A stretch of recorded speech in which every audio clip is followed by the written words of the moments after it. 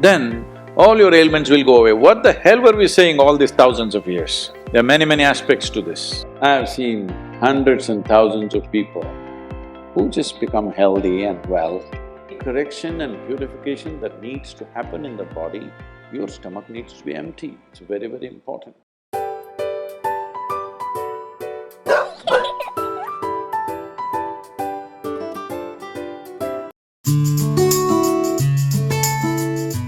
I want to tell you, there is no such thing as good habit and bad habit. Habit means you are functioning unconsciously. If you are functioning unconsciously, that's a bad thing because the whole thing about being human is we are capable of doing things consciously. That is the beauty of being human, that we can do everything consciously. What an animal does unconsciously, we can do the same thing consciously. So why is it that we are trying to develop habits as if there's a good thing? Habit means fixed realities where you don't have to think. You get up in the morning and it'll happen to you. No, don't try to automize your life. That is not efficiency, that is the efficiency of the machine. This one is supposed to function intelligently and consciously. Nobody is expecting it to function like a machine. So, about food and stuff, food must be suitable for the body that we eat for. It is for the body. This is a building material for this body, the food that you're eating. You must experiment with food, not just by the tongue, but by the body. You eat something today and see, just learn to observe how agile and how active your body feels after eating this food. If it feels like it wants to go to the grave, that's not good food. If it feels like it wants to be alive after eating this, except coffee, because that's a stimulant. If you eat food and your body feels very agile and alive, that means it's good food, body is liking it. If you eat something, it feels dull, that means it's not liking it, it's having difficulty with it, that's why it feels dull. So just on this basis, there's a much… this is a very simplistic way of putting it. If you come to our ashram, all the people there who are physically immensely active eat 10 o'clock in the morning, 7 o'clock in the evening, 2 meals.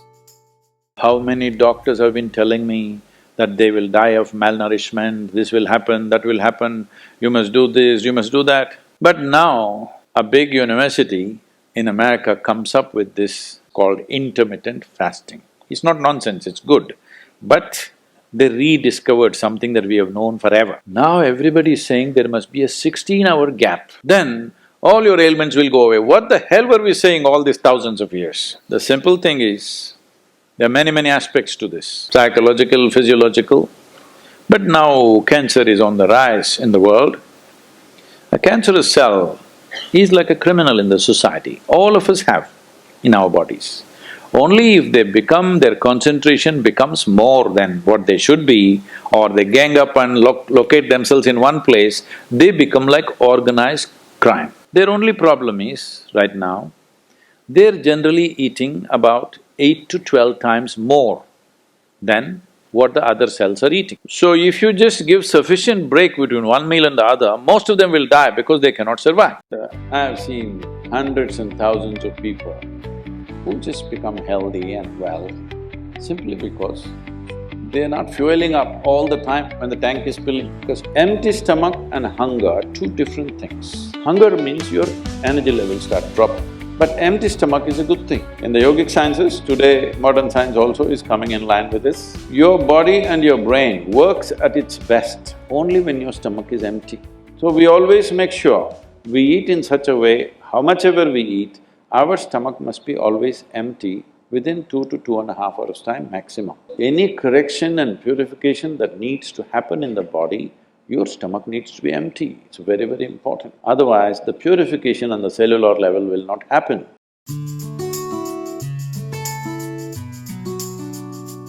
The first thing that's been taught to us is, if food appears in front of you, to hold your hands upon the food for a few moments, just to feel how the food is.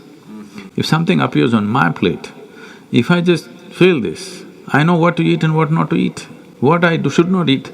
I don't taste it and then reject it, I just don't eat. Even if you physically don't touch it, just being conscious and being there, It clearly tells you how the food will behave within you, whether this particular food on this particular day, should it go into you or not, because every day your body is not the same thing. Every day, every moment it's different. If you feel the food, you just know whether this food has to go into you on this day or not. If that much awareness is brought in, we don't have to go on telling people what they should eat. Every meal they must decide what they should eat in that meal. There is no one prescription that this is what you should eat for your life. That will feel too claustrophobic, that only this I can eat.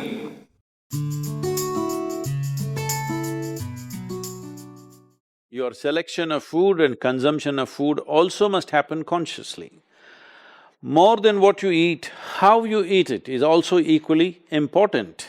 When I say how you eat it, these are all live substances. Every one of them had a life of their own, whether it's a plant, animal, vegetable, every one of them had a life of their own. Now in some way, you're making food out of it, you must consume it with utmost gratitude. If you approach it with a certain sense of gratitude and reverence towards the food that you eat, when I say reverence, it may feel like too much for you, but I'm asking you, let's say we put you in a room and you had nothing to eat for 5 days. If God appears in front of you, what will you ask for? Food? So that's how important it is. You must understand the food on your plate is not just a substance, it is not a material, it is not a commodity, it is life. It is the life-making material for you. So you must treat it as such. Right now, when it's on the plate, when it's out there, it has no value, but the moment you consume it and it becomes your flesh and blood, now suddenly it's of immense value. Why do we live like this? It's very important when it comes on your plate itself, you must treat it as a part of yourself. With great reverence, you must consume. Just the way you consume it, if you change that, food will behave very differently within you. This is what consciousness means.